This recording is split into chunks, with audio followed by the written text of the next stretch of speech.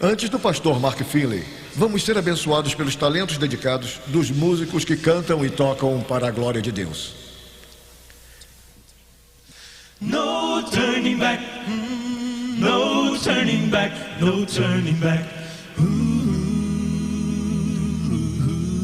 I have decided to follow Jesus. I have decided to follow Jesus. I have decided to follow Jesus.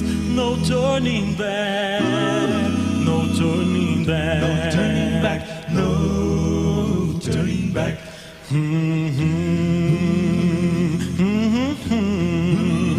Don't no one join me, till I will follow. Don't no one join me, till I will follow. Don't no one join me, till I will follow. No turning back, no turning back, no turning back, no turning back.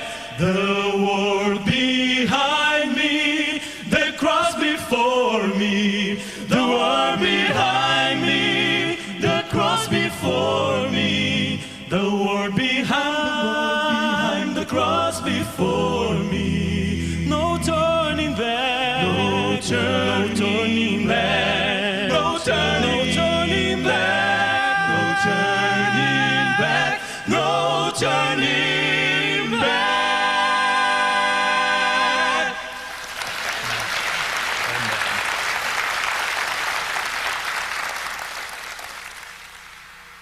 Eu estou decidido a viver pelo Rei. Vamos orar juntos.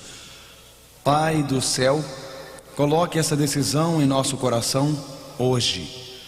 Nos conceda corações desejosos de seguir a Ti, mesmo quando a verdade é nova, mesmo quando a Bíblia nos revela coisas que ainda não sabíamos. Nos conceda um amor por Ti, uma determinação de servi-lo. E Pai, quando nos sentimos fracos, nos dê poder para fazê-lo em nome de Jesus. Amém. O nosso tema hoje é a maior farsa religiosa da história. Há alguns anos, um dos czares da Rússia estava andando por um daqueles lindos parques russos. E enquanto ele andava, notou em uma esquina distante e remota daquele parque magnífico alguma coisa muito estranha e bizarra. Ele estava longe do castelo e enquanto pensava naquilo no parque, notou um guarda fardado em pé. E ele pensou: por que será que ele está em pé? O que será que ele está guardando? E então ele disse ao guarda: Senhor, o que está guardando? E o homem disse: eu não sei, czar. Eu estou um pouco incerto, mas meu superior mandou eu ficar aqui em pé de guarda. Mas o que você está guardando? Eu não estou certo. Você não está certo? Não. O que você estava fazendo ontem? Em pé de guarda. O que estava fazendo antes de ontem? Em pé de guarda. E um dia antes? Em pé de guarda. Mas o que você está guardando? Eu não sei, Senhor.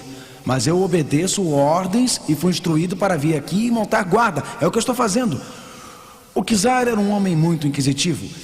E então, uma vez que ele viu aquele homem montando guarda e imaginando o que ele estava fazendo, ele começou a investigar nos arquivos da corte.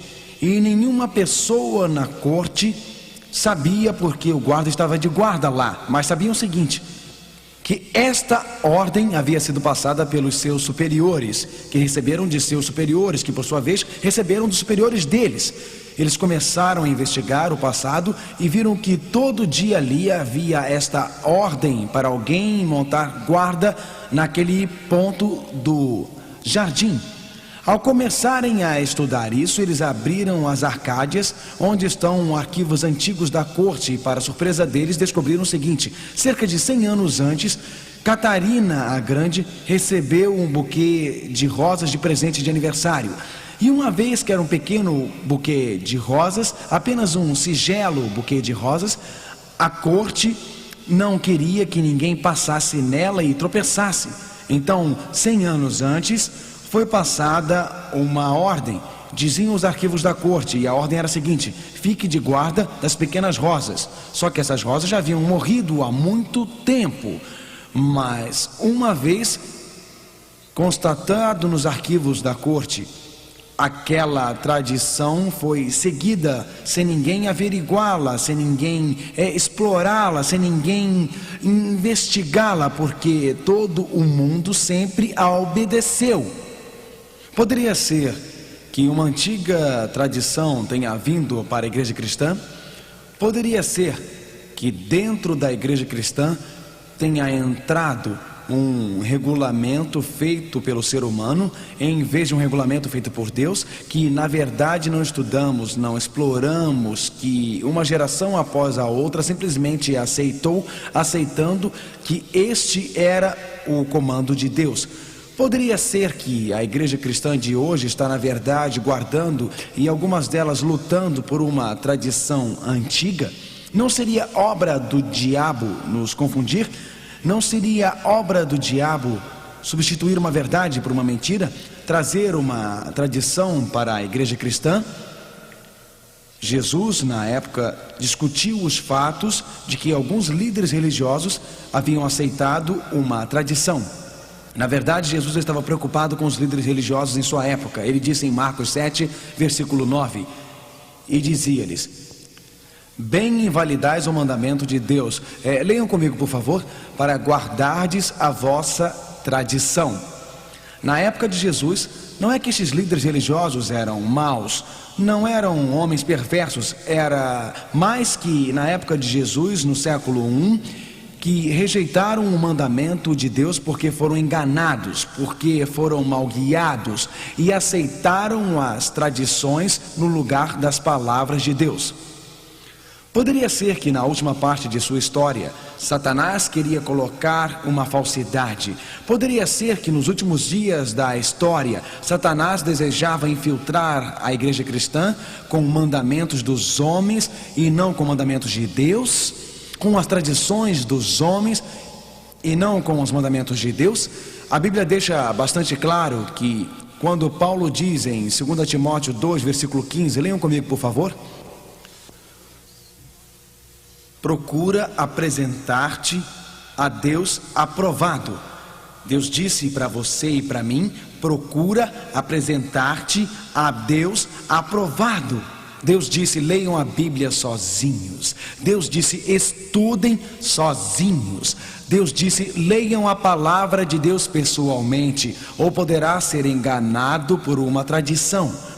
Uma das coisas que o demônio odeia mais do que qualquer coisa é quando entregamos nossa aliança e adoração ao verdadeiro Deus. Na verdade, o livro do Apocalipse diz que o conflito final será sobre adoração. Adorando o Cordeiro Jesus ou adorando o poder da besta com seus decretos e regulamentos humanos. O demônio odeia a verdadeira adoração. Portanto, esta noite desejo levá-los a uma mensagem comigo. Vamos voltar ao jardim do Éden. Começamos nossa jornada para diferenciar entre a verdade e a tradição no jardim do Éden. O livro do Apocalipse revela este grande conflito nos últimos dias sobre a adoração do Criador. E aprendemos o que significa adorar o Criador e como adorar o Criador no jardim do Éden. Bom, então, Adão e Eva foram criados para experimentar a grande alegria de adorar a Deus. Seu verdadeiro prazer seria encontrado na adoração verdadeira, entrando em contato com Deus e encontrando um refúgio seguro. Sua alegria, sua felicidade, seu maior prazer em servi-lo.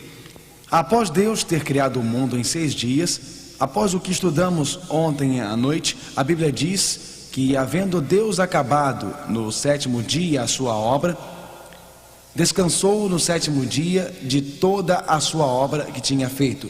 Deus não descansou no 1º dia, nem no 3º, mas no 7º dia Deus nos deu um sinal de sua atividade criadora. Ele deu um sinal memorial de sua atividade criadora, um sinal de verdadeira adoração em oposição à adoração falsa. Então a Bíblia diz: e Deus abençoou. O que Deus abençoou, amigos? O que foi? O terceiro, o quinto, ele abençoou o quê? O sétimo dia. E o santificou porque Deus descansou de todo o seu trabalho que Deus criou em Gênesis 2, versículo 2 e 3. Portanto, após Deus ter criado o mundo em 6 dias, Ele separou o sétimo e Deus descansou no sétimo dia. Deus abençoou o sétimo dia. Deus santificou e separou o sétimo dia. O sétimo dia era um sinal de lealdade, um sinal de aliança, um sinal de adoração do verdadeiro e genuíno Deus do universo. Quando Deus entregou a Moisés os 10 mandamentos, ele escreveu aquelas leis com o seu próprio dedo sobre uma placa de pedra, para nunca ser anulada, para nunca ser apagada, para nunca ser mudada. O que dizem aqueles mandamentos?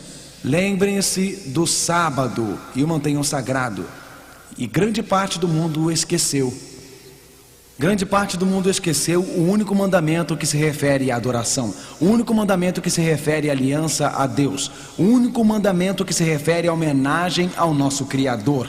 E o mandamento do sábado poderia ser que Satanás teria atacado o sábado, poderia ser que Satanás tentaria colocar na igreja cristã uma farsa, poderia ser que Satanás tentaria colocar na igreja cristã uma tradição dos homens para esconder o verdadeiro sábado do povo de Deus. Poderia ser que este sinal, o sábado do sétimo dia, a Bíblia diz em Êxodos 20, versículo 8 a 10, lembra-te do dia do sábado para o santificar do Senhor nosso Deus. O sétimo dia é o sábado do Senhor, não o sábado dos judeus. Na verdade, a Bíblia diz no livro de Ezequiel 20, versículo 12: e também lhes dei os meus sábados para que servissem de sinal entre mim e eles. Portanto, o sábado de Deus foi dado a Adão e Eva no jardim do Éden, centenas de anos antes da existência da raça judia. Algumas pessoas dizem que o sábado é judeu, mas Adão e Eva não eram judeus. A Bíblia diz, na verdade, que quando Deus criou a raça humana, Ele separou o sábado. Os 10 mandamentos foram dados apenas para os judeus: não matarás, não roubarás, não cometerás adultério. Não, foram dados para toda a raça humana. E quando a Bíblia diz lembre-se do sábado, é para toda a raça humana, é um memorial de Deus à criação. Na verdade, Jesus, como na Bíblia diz, como era seu costume, Lucas 4, verso 16, entrou na sinagoga no sábado. Na verdade, Cristo apontou os seus seguidores para a frente. Após a cruz, em 7 depois de Cristo, quando Jerusalém seria destruída, e Cristo disse: fujam de Jerusalém, em 7 depois de Cristo, e não era sábado. Por que ele diria isso? Se seus seguidores mais próximos não guardassem o sábado. Na verdade, o próprio Jesus disse em Marcos 2, versículo 27, o sábado foi feito por causa do homem, e não o homem por causa do sábado. O sábado foi feito para toda a raça humana. Eu prefiro aceitar o que Jesus disse do que o que algum ser humano escreveu em um livro. Os discípulos guardaram o sábado da Bíblia, eles não mudaram, porque na verdade as escrituras dizem em Atos 13 que o apóstolo Paulo, quando entrou na sinagoga para pregar o evangelho no sábado, os gentios, os não-judeus, disseram: Paulo, pregue para nós. Ele não disse amanhã ou no domingo, ele disse: voltem no próximo sábado. A Bíblia diz em Atos 13, versículo 42 e 44, e no próximo sábado, quase toda a cidade foi escutá-lo, ouvir as palavras de Deus. A Bíblia é bastante clara que o sétimo dia da semana é o sábado. O dia que chamamos sábado, adoro isso neste texto da prosa. O que diz a Bíblia? A Bíblia é abençoada para mim. Os ensinamentos dos homens tantas vezes me enganaram, mas que seja minha única pergunta: o que diz a Bíblia? A Bíblia para mim. Esta noite quero apenas o que a Bíblia diz. E quanto a vocês, amigos, apenas o que escreveu Deus em suas palavras. A profecia revela que Satanás tentaria mudar a lei de Deus. Venham comigo esta noite às antigas profecias do livro de Daniel. Esta questão da mudança do sábado é mais que uma questão de dia, é uma questão de domínio. É uma questão de controvérsia entre o bem e o mal. É uma questão de aliança, é uma questão de lealdade. É uma questão de conflito entre Cristo e Satanás. Há um grande enganador no universo que tentou substituir um sábado falso para romper a nossa aliança com o nosso Deus. Daniel, o profeta, previu que isto ocorreria. Vamos voltar aos antigos escritos de Daniel. Uma noite, Daniel foi dormir e ao dormir viu surgir à sua frente. Bem, vamos ler. Eu estava olhando na minha visão da noite e eis que os 4 ventos do céu combatiam no mar grande. E Daniel continua. E 4 animais grandes, diferentes um dos outros, subiam do mar. Daniel 7, versículos 12 e 3. Então Daniel diz: eu vi uma paisagem de ventos, o vento batia sobre as ondas em fúria, e 4 animais surgiram, uns diferentes dos outros. Algumas pessoas acham que não podem entender as profecias, que são simbólicas demais, que é um trabalho de adivinhação. Mas quando Deus nos dá estas profecias, Ele nos explica estas profecias. Vocês se lembram, se têm participado desta série desde o início, que em Daniel capítulo 2, Daniel descreve uma imagem com 4 metais: a cabeça de ouro, o tronco e os braços de prata, as coxas de cobre e as pernas de ferro, e os pés de ferro e barro. Deus então descreve uma pedra cortada sem mãos que destruiu a imagem. Estudamos isso num encontro anterior. Por isso é tão importante virem a todas as noites, porque uma apresentação é uma continuação da outra. Havia 4 metais: ouro, prata, cobre e ferro, representando as 4 grandes nações: Babilônia, Medo-Pérsia, Grécia e Roma. Os 10 dedos da imagem, é claro, como estudamos, representam as 10 divisões de Roma. Em Daniel 7 não temos 4 metais, temos 4 animais. Daniel olhou para fora e viu estes animais surgindo do mar. Como interpretar isto? O que isso significa? Não precisamos interpretar pessoalmente, podemos ler a Bíblia. E em Apocalipse 17, versículo 15 diz: o mar representa os povos, as águas que viu representam os povos, nações e línguas. Algumas vezes temos uma expressão em inglês onde dizemos um mar da humanidade ou um mar de rostos. Portanto, na profecia da Bíblia, quando leem sobre o mar, estão lendo sobre a humanidade e povos.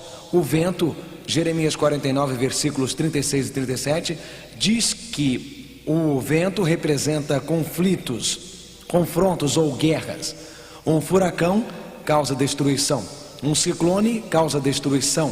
Tornados causam destruição. Portanto, quando vêm ventos soprando no mar, estão vendo guerras, conflitos ou confrontos entre os povos. E quanto aos 4 animais, Daniel 7, versículo 17 diz: estes grandes animais, que são 4 reis que se levantarão da terra. Portanto, animais surgindo de paisagens de ventanias, uma nação enfrentando outra nação no contexto de guerras ou confrontos. Daniel começa a descrever estas nações. Ao estudarmos o sonho que Daniel teve, ele nos leva pelo fluxo dos tempos. Novamente, como a imagem de Daniel, também com a cabeça de ouro, tronco e braços de prata, coxas de cobre e pernas de ferro, ele nos faz ir à Babilônia, Medo-Pérsia, Grécia e Roma.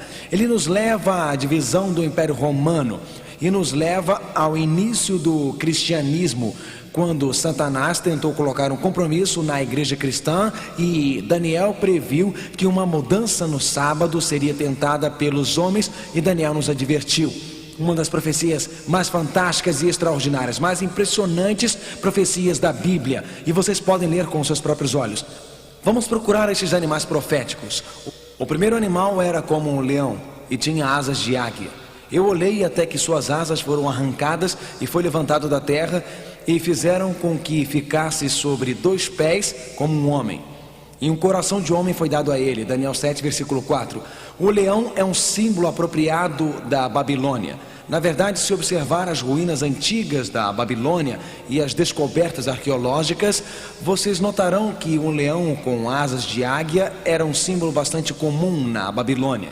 Como a imagem de Daniel também tinha uma cabeça de ouro, o rei dos metais, Também o leão com asas de águia, o leão, o rei dos animais, asas de águia, a águia, a rainha das aves. Portanto, ouro representando a Babilônia. O leão com asas de águia, como vemos na arqueologia, tantos leões com asas de águia guardando a Babilônia. O grande leão que os arqueólogos encontraram no pátio da Babilônia, o leão na parede com asas de águia, o leão das moedas. Na verdade, Isaías e Jeremias dizem: Babilônia, tens um rugido de leão. Portanto, a profecia identificou a Babilônia realmente como um leão com asas de águia. A Babilônia dominou de 605 a 539 a.C. Algumas vezes hoje não denominamos nações com nomes de animais. Temos estes símbolos hoje, não temos? Falamos de vários símbolos de animais que representam nações. Nos Estados Unidos da América, algumas vezes fazemos isso com nossos partidos políticos. Quando pensam num elefante, em que partido pensam? Claro que é o Partido Republicano. E pensam em partidos políticos que algumas vezes são simbolizados por diferentes animais. Isso acontecia nos dias da Babilônia também. O leão com asas de águia representa a Babilônia. Porém, a Bíblia continua. Começa então a descrever o segundo animal que surgiria. Um urso com 3 costelas na sua boca. Diz que depois da Babilônia, o primeiro animal surgiria um segundo reino, uma segunda nação. Daniel 7, versículo 5. E eis aqui o segundo animal, semelhante a um urso, o qual se levantou de um lado, tendo na boca 3 costelas entre os seus dentes, e foi-lhe dito assim: levanta-te, devora muita carne. Que nação se seguiu à Babilônia? Medo-Pérsia. Por que Deus descreveria Medo-Pérsia com um urso que se levanta de um lado com 3 costelas na boca? As descrições de Deus são muito precisas. Os medos e os persas reinaram juntos. Porém, os persas dominaram os medos e assim o urso se levantou de lado. E quanto a estas 3 costelas? Quando Medo-Pérsia dominou a Babilônia e atacou e dominou o mundo, reinou de 539 a 331 a.C. O urso com 3 costelas na boca representa a Medo-Pérsia. O urso, atacando a Babilônia, Líbia e Egito, para a Medo-Pérsia dominar o Oriente Médio, dirigiu-se para o noroeste e para o sul e atacou a Babilônia, atacou a Líbia e atacou o Egito. Que imagem precisa! O urso se levanta de um lado, os persas dominam os medos, as 3 costelas, Babilônia, Líbia e Egito. As nações que Medo-Pérsia atacou, a profecia na Bíblia é clara. A profecia na Bíblia é precisa. Porém, depois do leão com asas de águia, Babilônia, depois do urso com 3 costelas na boca, Medo-Pérsia, a Bíblia diz que outro poder surgiria, um terceiro animal, um leopardo. O que sabem sobre o leopardo? Um leopardo é veloz. Porém, se quiserem descrever conquistas rápidas, falariam de leopardos. Se quisessem descrever conquistas rápidas, falariam de quê? Claro, colocariam asas no seu leopardo. Daniel 7, versículo 6. Depois disso eu continuei olhando, e eis aqui outro semelhante a um leopardo, e tinha 4 asas de ave nas suas costas.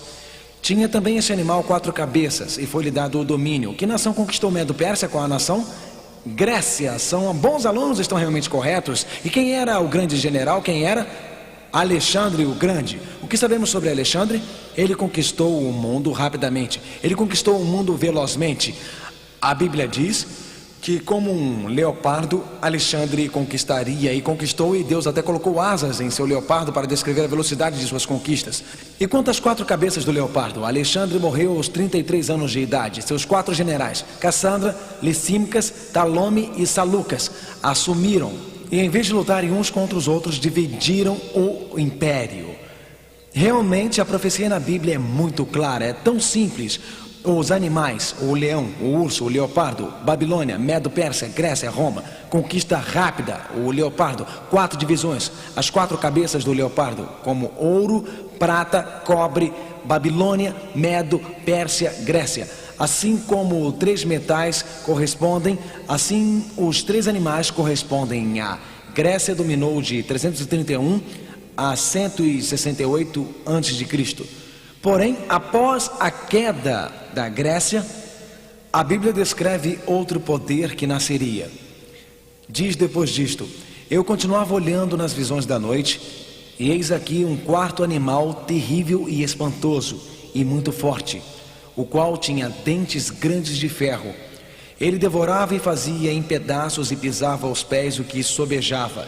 E a Bíblia continua: era diferente de todos os animais que apareceram antes dele, e tinha 10 pontas. E lembrem-se, na imagem de Daniel 2, ouro, Babilônia; prata, Medo-Pérsia; cobre, as coxas de bronze, Grécia; pernas de ferro com 10 dedos.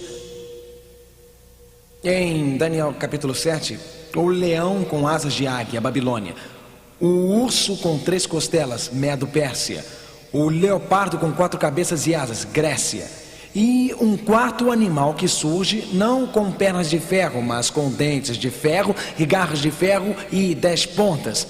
As pernas de ferro têm 10 dedos, o animal com dentes de ferro, ou o animal de dentes de ferro, bom, não importa, o animal dos dentes de ferro. Alguém vai me corrigir depois, não se preocupe. Bom, o animal com dentes de ferro tinha 10 pontas. Babilônia, Medo-Pérsia, Grécia e Roma, descritas sucessivamente, uma após a outra. Mas é aqui que a profecia se torna tão fascinante. Roma dominou de 168 a 476 depois de Cristo. E depois, é claro, quando o Império Romano desmoronou, pernas de ferro, 10 dedos, animal de dentes de ferro com garras de ferro, com 10 pontas. E quanto às 10 pontas, daquele mesmo reino se levantarão 10 reis. Daniel 7, versículo 24 diz isso. Portanto, as 10 pontas representam 10 divisões de Roma. Roma não foi conquistada por um quinto reino dominante. Roma foi conquistada por tribos de bárbaros que vieram do norte. As 10 divisões, ou os 10 reinos de Roma. E Roma seria dividida entre 351 DC e 476 DC. E a Bíblia diz que Roma permaneceria dividida até a segunda vinda de Cristo. Portanto, as tribos de bárbaros desceram do norte. Os alamanes estabeleceram-se na área que hoje conhecemos como Alemanha. Os burgandinos estabeleceram-se na área que hoje conhecemos como Suíça. Os francos na França. Os lombardos, os italianos, os saxões, os ingleses, os suevi, os portugueses, os visigodos, os espanhóis. No entanto, 3 destas tribos, e não se esqueçam disto, ficará cada vez mais fascinante. Os herules, os vândalos e os ostrogodos estão agora extintos, foram arrancados pela raiz. A Europa moderna, como vemos hoje, são os remanescentes destas tribos bárbaras que dividiram a antiga Europa. Na verdade, todos os países da Europa de hoje, como estamos vendo, podem rastrear sua origem, suas raízes nas profecias de Daniel. 4 animais: o leão da Babilônia, o urso, Medo-Pérsia; o leopardo, Grécia; o animal descrito como um dragão, Roma; as 10 pontas, as divisões do Império Romano. Agora estamos nos primeiros séculos, e Roma, a Roma pagã, dominava durante a época de Cristo. Era por um decreto de César que levou a família sagrada de Nazaré para Belém, que o mundo todo conhece. Pilatos, o governador romano que julgou Cristo, soldados romanos pregaram Jesus Cristo na cruz, e soldados romanos guardaram seu túmulo. Os romanos dominaram de 168 AC a cerca de 351 DC, mas naqueles primeiros séculos o império se desmoronou, os 10 dedos e as 10 pontas.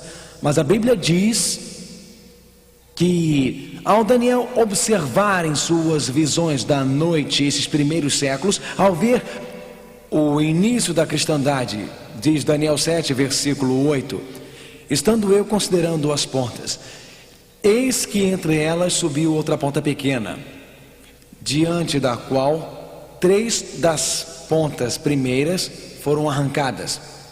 Daniel disse: eu olhava as pontas, olhava a divisão de Roma, olhava o Império Romano, estudava Roma, e surgiu entre as 10 pontas nos primeiros séculos um pequeno poder de ponta. Agora observem este pequeno poder de ponta. A Bíblia descreve o que aconteceria. E eis que nesta ponta havia olhos, como olhos de homem. Uma ponta é um símbolo de poder. As 10 pontas eram símbolos de poder político. Porém, nesta pequena ponta, nesta nova ponta, surgindo na Europa de Roma, após a divisão do Império Romano nos primeiros séculos, a Bíblia diz com olhos como os olhos de um homem e uma boca que falava grandiosamente. Daniel 7, versículo 8. O que significam olhos como olhos de homem? Na profecia da Bíblia, um profeta é algumas vezes chamado de o quê? Alguém sabe o que é? Um vidente. Por que um profeta é chamado de vidente? Porque um profeta vê o futuro com olhos de Deus.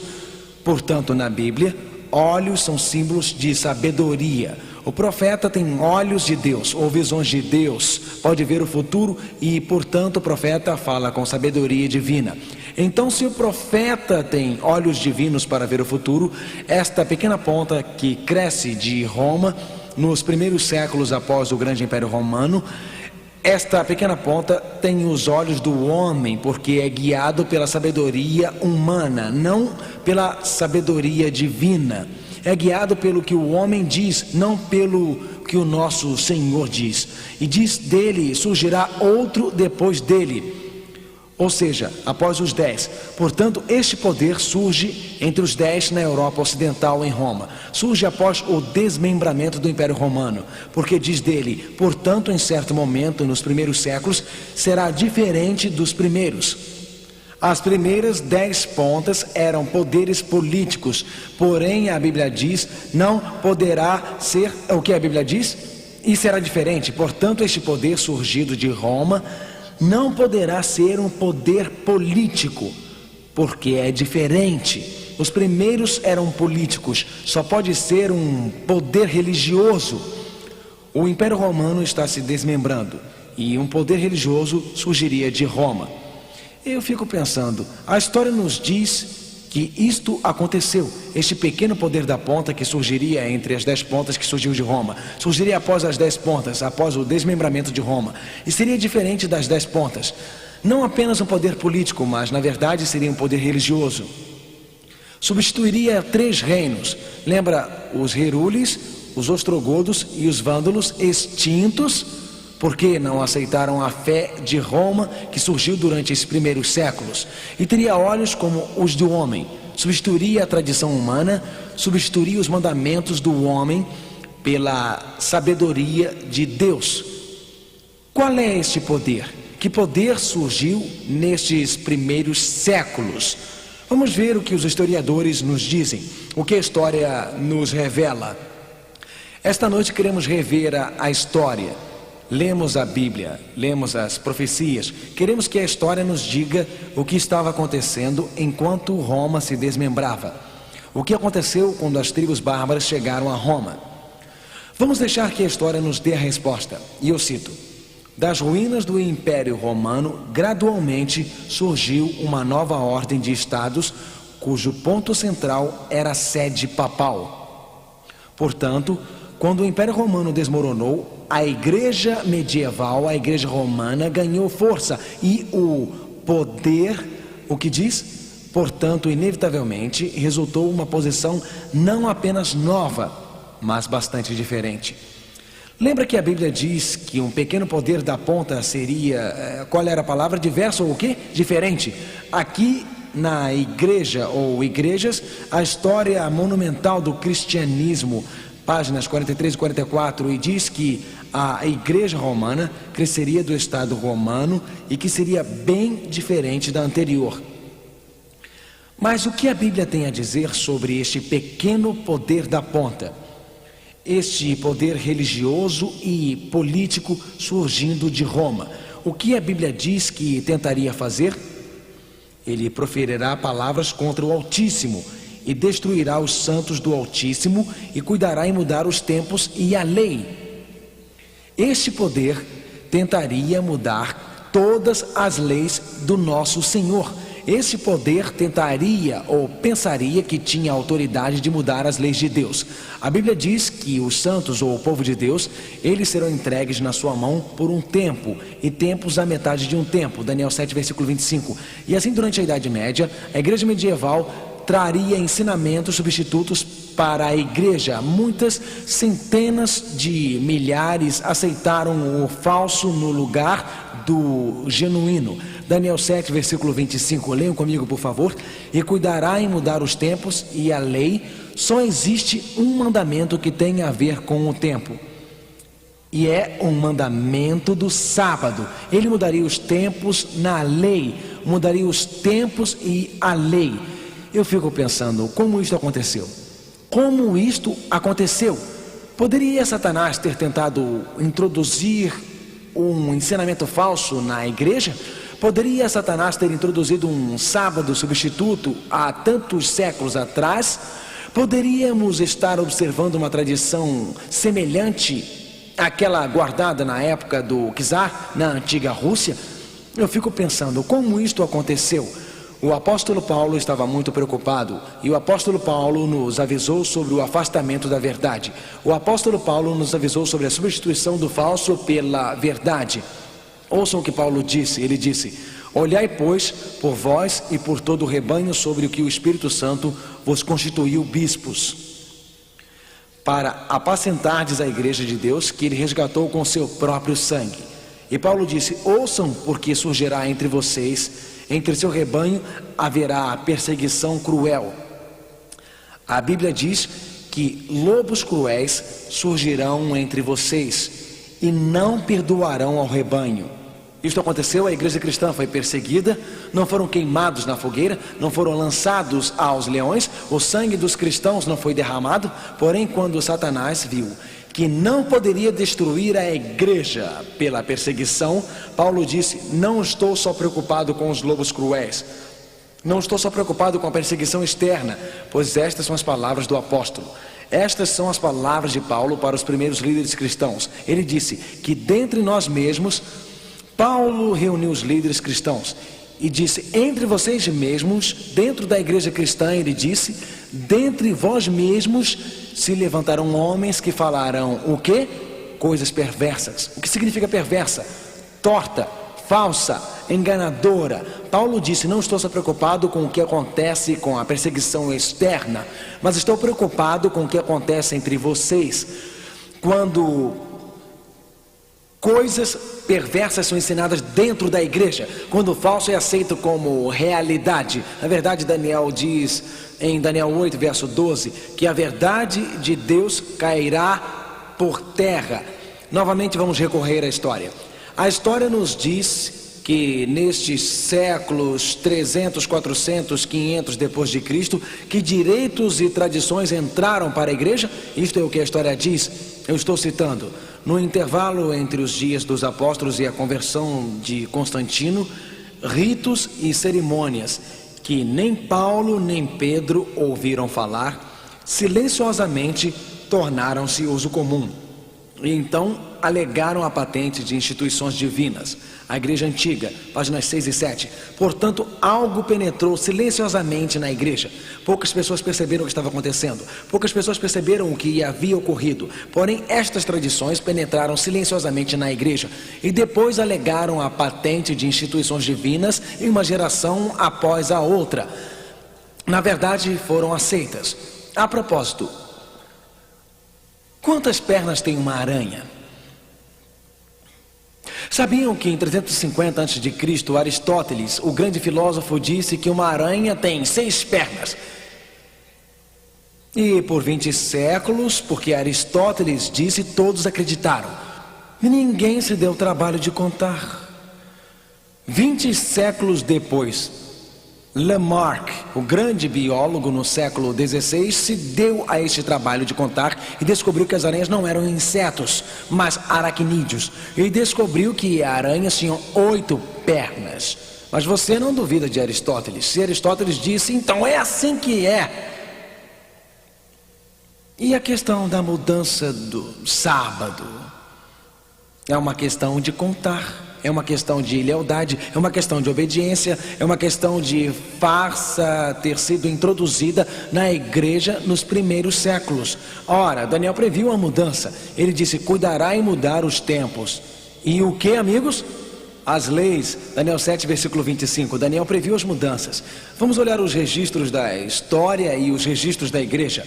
Vamos olhar a igreja medieval. A igreja medieval alega que mudou o sábado da Bíblia. Sabem, eu fui criado em uma adorável casa católica romana. Eu ajudei o padre no altar durante a minha infância.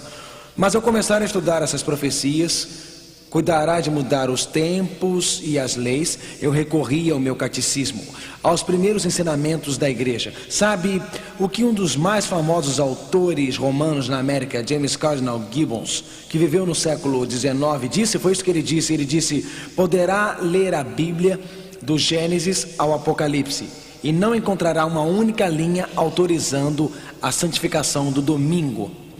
E ele continua: as escrituras reforçam a observação religiosa do sábado. E neste ponto concordo totalmente com James Cardinal. As escrituras reforçam a observação religiosa do sábado. Podem encontrar isto na Fé dos Nossos Pais, página 89. Um cardeal católico disse isto. No Catecismo da Conversão, a conversão do Catecismo de Peter Gierman, em 1948, por favor, leiam. Sabem que este catecismo foi usado para centenas de milhares de católicos convertidos entrando para a Igreja Católica. A pergunta: qual é o dia do sábado? Resposta: sábado é o dia do sábado. O catecismo diz que sábado é no sábado. Pergunta: por que observamos o domingo e não o sábado? E isto é o que o catecismo diz. Resposta: porque a Igreja Católica transferiu a solenidade de sábado para domingo. Estão vendo? Isso não foi feito sem pensar. Para pessoas honestas, para pessoas que querem realmente saber, o catecismo é bastante claro. A igreja transferiu o dia do sábado para o domingo. Eis a enciclopédia católica. Podem procurar em qualquer biblioteca. Diz isso. A igreja, após trocar o dia de descanso do sábado dos judeus, ou o sétimo dia da semana, para o primeiro, foi o terceiro mandamento. E sabem por que a Igreja Católica fala que é o terceiro mandamento e não o quarto? Porque o que não adoramos não está lá. O terceiro mandamento se refere ao domingo, que seja mantido sagrado como o dia do Senhor. Enciclopédia Católica, volume 4, página 153. Portanto, a Enciclopédia Católica diz que a Igreja mudou o dia. Em 88, Stephen Keating, um dos mais famosos autores católicos dos Estados Unidos, escreveu sobre o fundamentalismo, escreveu sobre protestantes, e isto é o que ele diz. Ele diz: os fundamentalistas reúnem-se para adorar no domingo, são cristãos protestantes. No entanto, não há evidências na Bíblia de que a adoração conjunta deveria ser aos domingos. O sábado judeu, ou o dia do descanso, é claro, no sábado. Foi a Igreja Católica que decidiu que o domingo deveria ser o dia de adoração para os cristãos em honra da ressurreição. Carl Keating, Catolicismo e Fundamentalismo, 1988, página 38. Portanto, Keating diz: sim, foi a Igreja que mudou o dia, e ele acrescenta: em honra da ressurreição. Mas Deus já nos deu um sinal da sua ressurreição.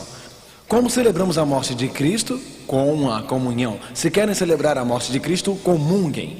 Mas a Bíblia diz em Romanos capítulo 6: quando muitos foram batizados em Cristo, morrerão em Cristo, mas ressuscitarão em honra ou em semelhança à ressurreição. O batismo é o símbolo da ressurreição. Deus nunca nos disse para guardar o domingo em honra à ressurreição. Vamos para o túmulo na terra, somos enterrados e depois saímos vivos, uma nova vida em Cristo. Ressuscitamos como Cristo para uma nova vida. Realmente, Carl Keating tinha razão. A igreja realmente transferiu o dia do sábado para o domingo. Eis o mais novo catecismo, é chamado Catecismo Controverso. Quer dizer, o catecismo que responde às controvérsias, recentemente publicado. Pergunta: quando os protestantes profanam o trabalho no sábado ou no sétimo dia da semana, seguem as escrituras como sua única regra de fé? Agora escutem o que ele nos dá como resposta. Pelo contrário, eles têm apenas a autoridade da tradição para esta prática. Ao profanar o sábado, eles violam um dos mandamentos de Deus, que em seus princípios nunca foram revogados. Lembra-te do dia do sábado para o santificar. Catecismo Controverso, página 60. Estão vendo, amigos? A igreja medieval disse: nós temos autoridade, podemos transferir o sábado. Eles alegaram ter autoridade e, portanto, dizem aos protestantes: realmente, se estão seguindo a Bíblia, deveriam voltar à Bíblia e observar o sábado. Mas se aceitarem a autoridade da igreja romana, então tudo bem guardar o domingo. Este é o raciocínio. E quando Martim Lutero, o famoso teólogo alemão, estava discutindo com o Dr. Eck na Reforma, estava discutindo sobre a Bíblia e apenas a Bíblia. Escutem os argumentos que o Dr. Eck usou contra Martim Lutero. Dr. Eck, o teólogo católico, discutiu com Lutero e foi isto que ele disse.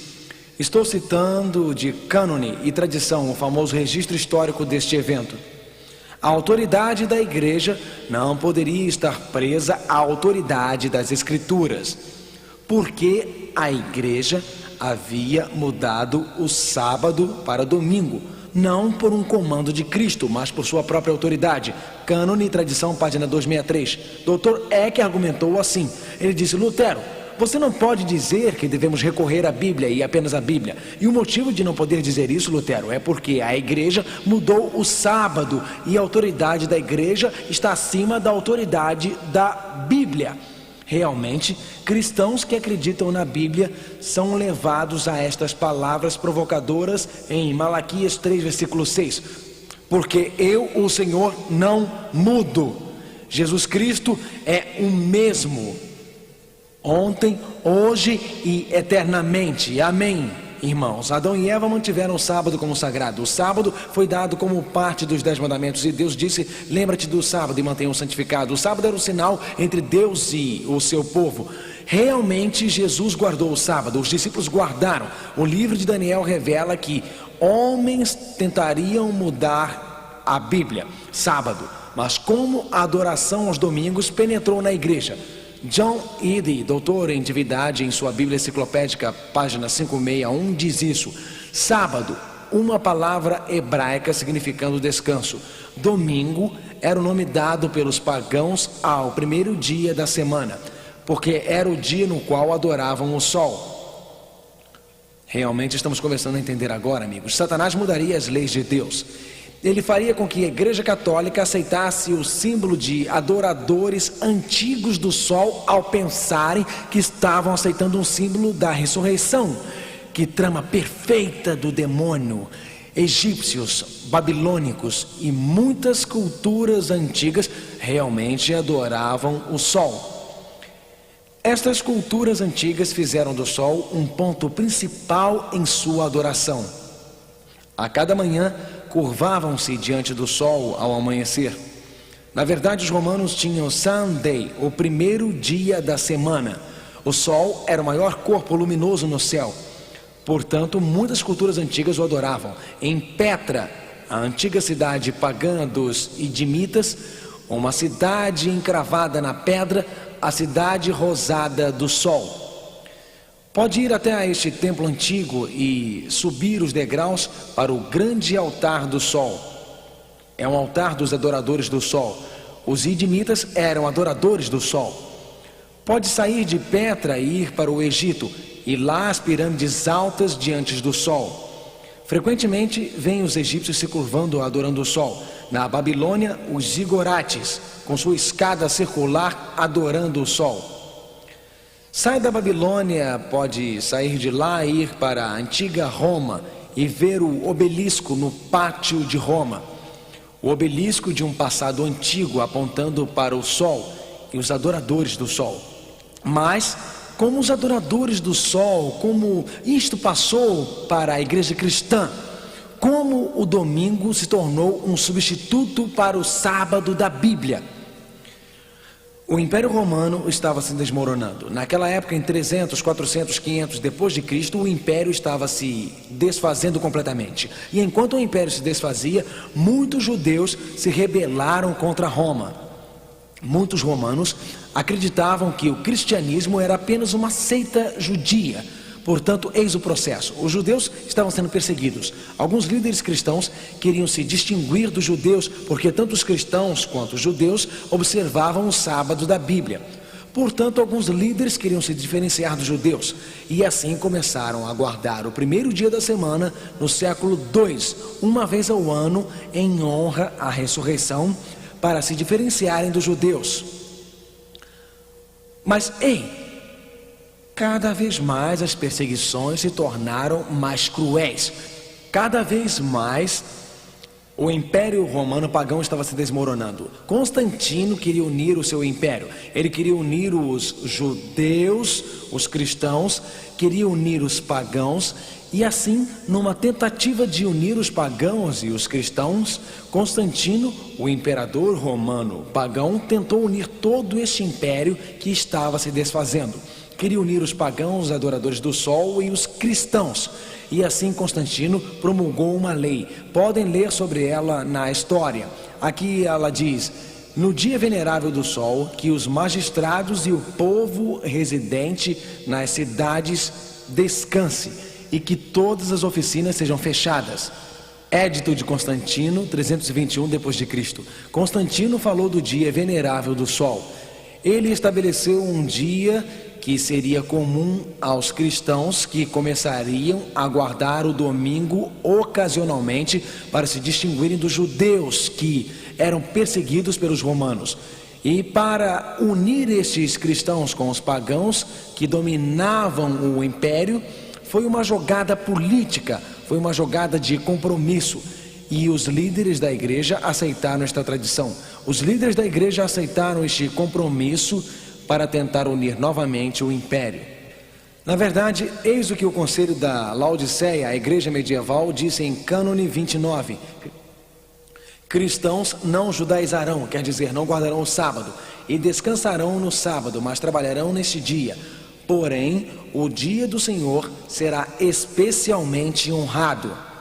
Sabem qual é o dia do Senhor? Não é o dia que o conselho da igreja diz, porque a Bíblia diz que o Filho do homem é Senhor mesmo do sábado. Portanto, aqui estavam tentando dizer que sim, concordamos com a lei de Constantino, sim, nós concordamos com uma lei decretada por Constantino. Sim, como líderes da igreja, queremos guardar um novo dia e vamos substituir um dia que alegamos ser o dia do nosso Senhor. Gradualmente, durante os séculos, o domingo foi aceito em lugar do sábado da Bíblia. Satanás é um grande enganador. Ele enganou 1/3 dos anjos no céu. Se Satanás pode enganar os anjos, se Satanás pode enganar Adão e Eva no jardim do Éden, certamente ele tem a capacidade de enganar homens e mulheres durante todos os séculos. Nada de errado com Adão e Eva, eram santos e virtuosos, mas Satanás os enganou, e ele enganou alguns líderes religiosos com boas intenções nos primeiros séculos, ao introduzir o sinal antigo dos adoradores pagãos do sol na igreja. Jesus disse, leiam comigo por favor: eu sou o caminho, a verdade e a vida. Jesus é a verdade. Quando nós chegamos a Jesus, desejamos seguir a verdade. Mas e quanto a Satanás? Leiam comigo: porque ele é mentiroso e pai da mentira. João 8, versículo 44. Portanto, o desafio hoje é seguir a Jesus e a verdade, nos afastar das falsidades, nos afastar do artificial. Jesus disse em Mateus 15, versículo 13, por favor, leiam comigo: porque transgrides vós também o mandamento de Deus pela vossa tradição. Eis a questão, meus amigos. A questão é clara: os ensinamentos da igreja ou os ensinamentos da Bíblia? A questão é clara: aceitar um substituto feito pelo homem ou aceitar a verdade clara da palavra de Deus? A escolha está clara: é a Bíblia ou é a tradição? É a lei de Deus ou é a lei do homem? São os ensinamentos de Jesus ou os pensamentos humanos? É o comando divino ou um substituto humano? É a verdade ou o erro? O genuíno ou o falso? O caminho de Deus ou o caminho do homem? Isto é mais do que uma questão de dias, é uma questão de lealdade, uma questão de adoração, uma questão de uma falsidade que foi introduzida por Satanás, que odeia as leis de Deus. É uma questão de uma tradição que penetrou na igreja. Mas Jesus disse, leiam comigo em João 14, versículo 15: se me amardes, guardareis os meus mandamentos. Vocês o amam esta noite, amigos? Vocês o amam com todo o seu coração? O sábado pode ser novo para vocês. Podem nunca tê-lo estudado antes. No entanto, sentem que estamos vivendo perto do reino de Deus. Estamos vivendo pouco antes da volta de Jesus para esta terra. E sentem que Jesus está se aproximando de vocês, mais perto do que já estiveram antes. Sentem que ao guardarem o verdadeiro sábado descansam. Descobrem que guardando o verdadeiro sábado tem um refúgio. Descobrem que guardando o verdadeiro sábado, esta aliança pode encontrar alegria em seus corações, pode encontrar a felicidade em seus corações, podem ter esta sensação de que Deus, eu sou do Senhor totalmente e completamente. Inclinemos nossas cabeças para orar. Gostaria de dizer, Jesus, eu te amo. Jesus, realmente quero segui-lo. Jesus, não quero seguir as tradições do homem. Eu quero seguir Jesus, ó Pai no céu. Esta noite vemos que uma farsa penetrou na igreja cristã nos primeiros tempos. Vemos que líderes religiosos com boas intenções se comprometeram. Vemos o grande autor por trás desta grande farsa que deseja atacar aos adoradores, que quer atacar o dia que Deus nos deu no Jardim do Éden, quer atacar o dia que nos mandamentos diz, lembrai do dia do sábado e mantenham-o santificado, quer atacar o dia que Jesus guardou, o dia que os discípulos guardaram. Mas Deus, queremos seguir Jesus, queremos sentir em nossos corações que queremos seguir a Bíblia. E esta noite, Senhor, estamos determinados em nossos corações a qualquer custo a segui-lo. Dê-nos força, dê-nos a coragem. Isto é o novo para nós, Senhor. Torne claro, em nome de Cristo, amém. Boa noite e Deus os abençoe.